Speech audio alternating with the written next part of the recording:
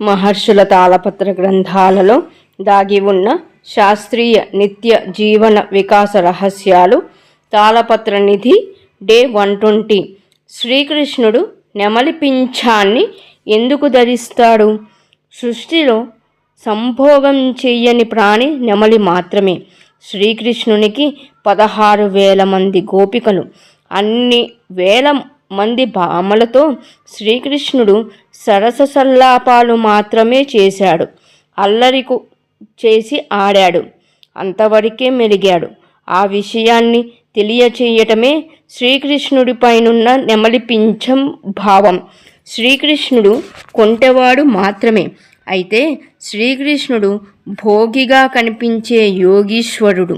వారందరితో పవిత్ర స్నేహ సన్నిహితంగా ఉన్నానని పదే పదే చెప్పటమే నెమలిని ధరించటము. నెమలి అంత పవిత్రమైనది కనుకే మన జాతీయ పక్షి అయ్యింది.